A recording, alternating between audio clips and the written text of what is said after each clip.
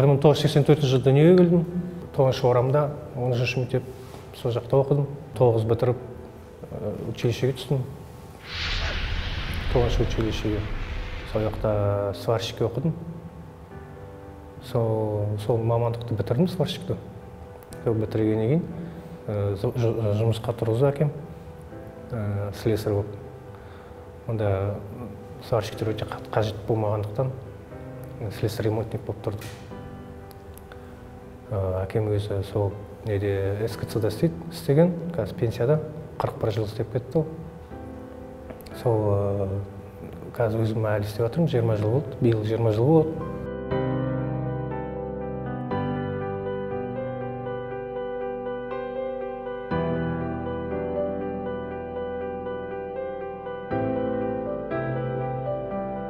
Ең бірінші сернокислотный цех емес, соған барып, сол жақты таныстырды, жұмыскерлермен таныстырды. Сосын ояққа слесарь ремонтник болып тұрдым. Сосын 15 жылдан кейін операторға, мамандығымды операторға ауыстырып алдым.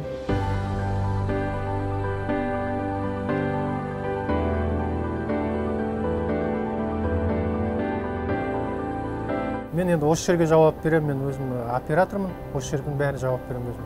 Осы фильтрлерге, түсірем, фильтрлер түсіреміз, осы шнектерді, шнек, сол шнекпен еткен процесстердің бәрін астына қарай барғанша, соның бәріне жауаптымыз.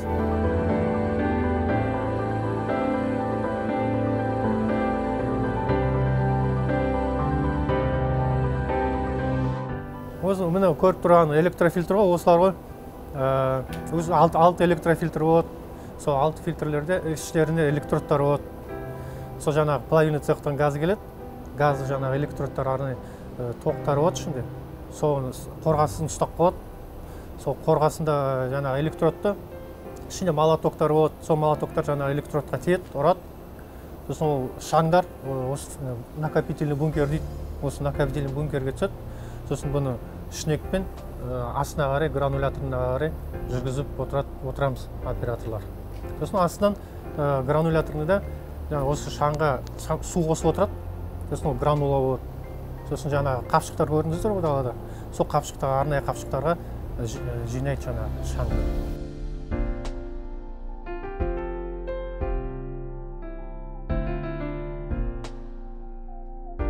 Бұл қапшықтарда қорғасын шаңдары бар. Біздің цех именно осы қорғасын шаң шығаратын цех қой. Соны осындай қапшыққа жинаймыз. Сосын готовый продукцияны жібереміз.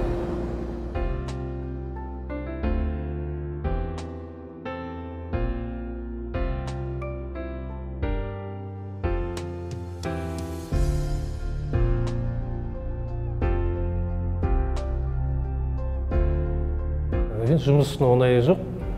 Оның бәрі бірте-бірте үйренесіз.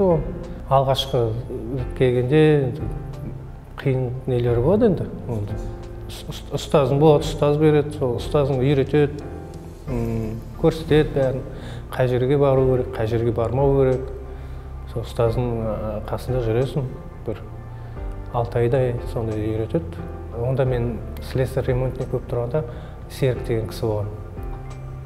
Сол кісі көрсетіп, бәрін қалай істеу керек екенін, қалай жүру керек екенін, ол жұмысқа қалай бару керек екенін, не істеу керек екенін, бәрін өзі көрсетіп, үйретті. Қазір енді өзімді шәкірт үйрететін жасқа жеттім енді. Солай деп ойлаймыз енді. Қазір жас мамандарға айтарым, шыдамды болу керек. Бәріне шыдап, тозып, етіп, жұмыс істеу керек енді. Шыдау керек бәріне де.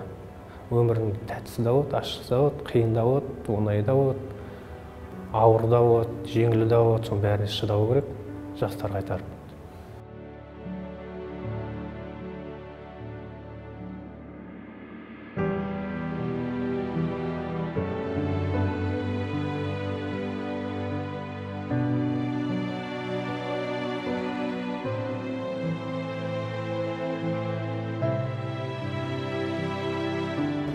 Күкірт құшқанда 2 отделение бар.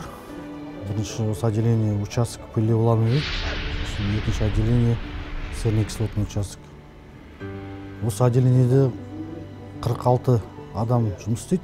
Рақымжан кезекші дежурный слесарь, сменде жұмыс атқарады. Жұмысына өте тиянақты, өте адалды, жұмысында өз коллективінде абыройлы, айтқан тапсырманы орындап, уақытымен орындайды.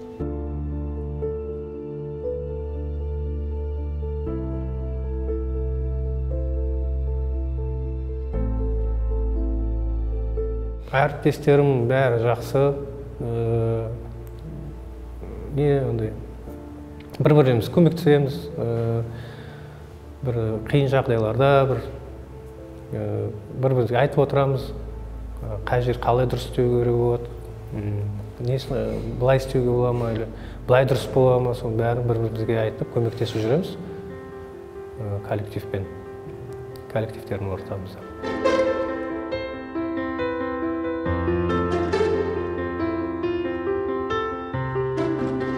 Жолдасым бар, әйелім. 2 ұлым, 2 қызым бар. 2 ұлым да мектепте оқиды. Бос уақытында семьяммен, көбінесе семьямызбен балалар ойнайтын нелер болады. Азия деген бар. Сол жерге барамын семьяммен, бала шағаммен. Есіктің алдына шығамыз, площадкада ойнаймыз, жүреміз. Бос уақытымызда балаларымызбен. Көп уақыт балаларға бөлеміз. Апам бар. Үлкені үшеуі осы жақта заводта қызмет етеді. Біреуі ПНУ деген цехта, біреуі осы СКЦ-да машинист болып жұмыс істейді. Үшінші сестрам ол корпорацияда Көкзайнада отырады осы жақта. ТБ. Осы отбасымызбен, осы бәрімізбен осы мыс қорыту заводында істейміз. Әкеміз де істеп кетті, ол пенсияда қазір. Біз әлі жалғастырып істеп жатырмыз. Медзаводтың серник сотный цехына оператор болып тұрдым 77 жылы. Содан осы 2018 жылға дейін пенсия шыққанша 40 жыл сол жерде істедім. Бір жерде оператор болып істедім. Содан осы 2018 жылы пенсия шықтым, содан үйдемін қазір.